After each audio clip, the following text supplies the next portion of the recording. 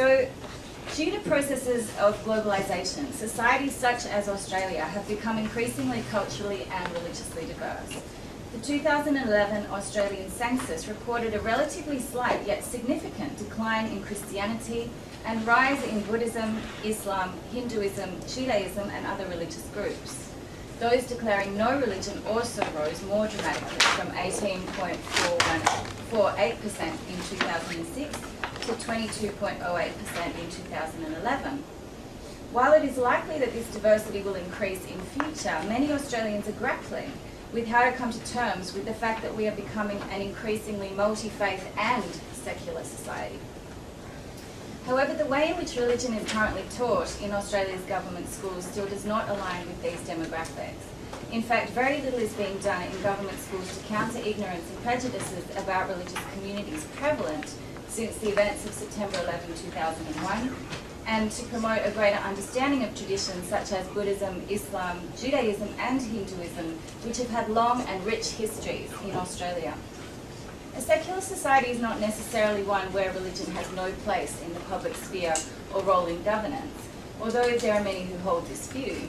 A secular society, according to Charles Taylor, is one in which the state maintains a sense of neutrality towards religion, where no religion has a privileged position over other religions or the state. Section 116 of the Australian Constitution is consistent with this view of a secular society, as it reads, "The Commonwealth shall not make any law for establishing any religion or for imposing any religious observance or for prohibiting the free exercise of any religion, and no religious test shall be required as a qualification for any office or public trust under the Commonwealth." Indeed, the much debated concept of what constitutes a secular society, or in this case a secular education system, has been at the heart of the religion in schools debate since its inception. The 1872 and the 1928 Victorian Education Acts decreed that in every state school only secular instruction shall be given during the school day. The Acts also stated that there was nothing to prevent the state school buildings from being used for any purpose on days and at hours other than those used for secular instruction. Consequently, the 1872 and 1928 Acts forbid religious education to be included in the Victorian Government school curricula, yet allowed for religious instruction to be delivered by outsiders in schools before or after the prescribed 4-hour school day. Christian volunteers thereby delivered RI programs in Victoria's schools from the 1890s onward. From the time of its inception, the 1872 Act generated considerable controversy, and many calls were made by religious groups to review both the 1872 and the 1928 Acts, to remove the secular clause and to allow for the teaching of general religious instruction in the core curriculum. These findings came to a head in the 1940s. The Council for Christian Education in Schools played a prominent role in these debates. In the mid-1940s, the CCES put forward a compromise to preserve the secular clause, yet to allow the teaching of RI by volunteers in regular school hours. The 1950 amendment to the Education Act maintained the 4 hours of secular instruction provided by teachers and continued to forbid the teaching of religion in the core curriculum. RI was now permitted to be taught during the school hours by accredited representatives of religious bodies approved by the Minister of Education.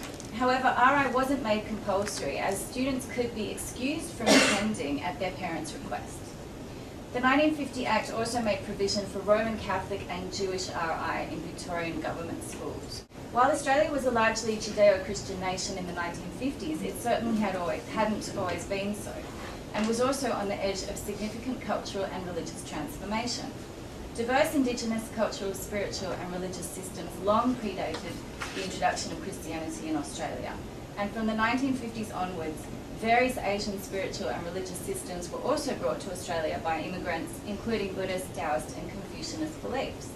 Indeed, part of the reason why all references to Christ and Christianity were deleted from school books in the 1870s was apparently that they were deemed offensive to Chinese residents of Victoria. The introduction of the White Australia policy, as described above, or in 1901, not described above, aimed to construct Australian identity as white and Christian in the early to mid-20th century. However, by the late 1960s, Australia once again began to be reconstructed as a culturally and religiously diverse nation.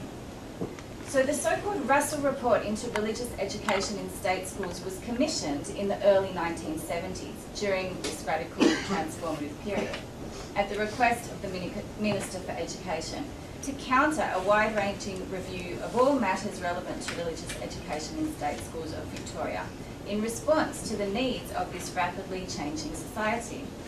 By the early 1970s, there was a notable rise in the number of Catholic and Orthodox students in Victorian schools. And while the 1950 Act had allowed for the provision of Catholic and Jewish RI, it had only ever been envisaged to cope with a small number of religious minorities. Providing RI for Orthodox students and for other religious minority groups, including growing numbers of Turkish Muslims, was consequently an emerging issue, as was the realisation that the CEES themselves saw that religious education in the state school system must serve an educational and not an evangelistic purpose in an increasingly multi-faith society. At the time of the Russell Inquiry, growing support had already been amassing in England and Northern Europe for the shift away from RI to what was then called world religions in education. The Russell Report provided several reasons for this development. Firstly, the rise of Muslim, Hindu and Sikh immigrants and the creation of a multicultural society, which needed to be reflected in the government school system. Secondly, the recognition that in an increasingly multi-faith and open society, it was no longer appropriate for one worldview to have a monopoly in the state schools, and the need to provide an understanding of diverse worldviews in place of Christian education.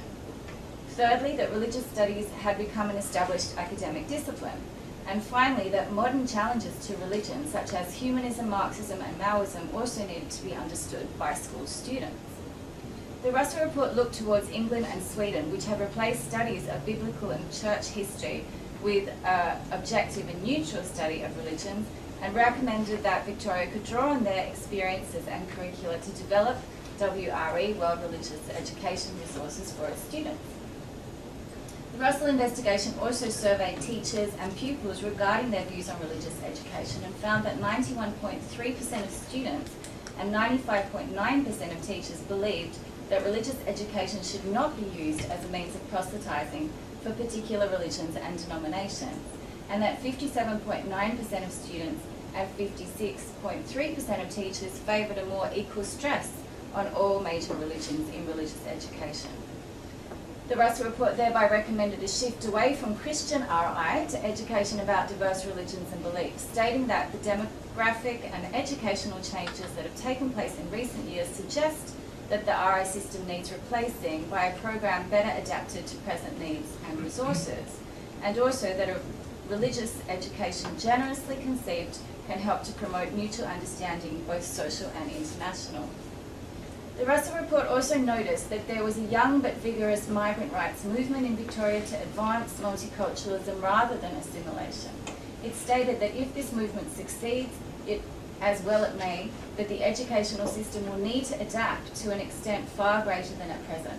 Certainly multiculturalism will require a greater recognition of the variety of religious traditions represented in our community.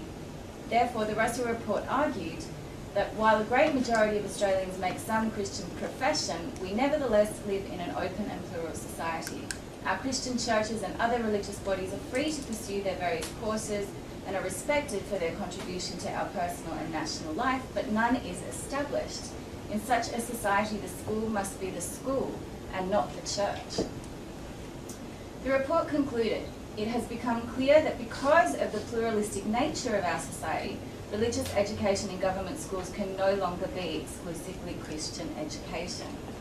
The report also raised concerns regarding the voluntary system of RI providers, given that they had always had difficulty coping with providing sufficient instructors. It also stated that as religious instructors were outsiders, they had a limited knowledge of the students and the school community, and consequently it recommended that responsibility for the design and conduct of religious education in all schools be with the professionally qualified regular teachers of the education department and not with representatives of religious bodies. The report also recommended that religious education could be, yet also need not be, a separate subject, but could also be, or instead be, integrated within the curriculum. in studies of art, English and history, given that the study of religion is itself an integrated activity. If RI were to cease promoting a particular religious worldview and to be taught by teachers instead of volunteers from religious groups, the Russell Report argued that there would appear to be no reason why it should not be held to be part of a program of secular education, and also predicted that eventually voluntary RI will disappear from the Victorian education system. It also suggested that an advisory panel for religious education comprising members of teachers, parent organisations and religious and community bodies be established to assist with the implementation of the report's recommendations. While the Russell Committee appears to have been comprised of largely Christian, secular actors or non-religious actors and one Jewish representative, its conclusions are strongly aligned with the views of scholars, parents and educators that are currently lobbying for changes to the way in which special religious instruction and education about religions and beliefs are taught in Victoria.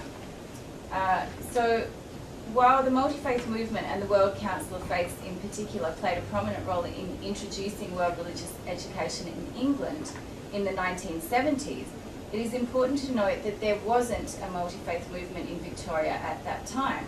Indeed, this might have been a significant reason why the recommendations of the Russell Report were ignored, given that the World Conference of Religions for Peace, now Religions for Peace, was only established in Melbourne in the late 1980s.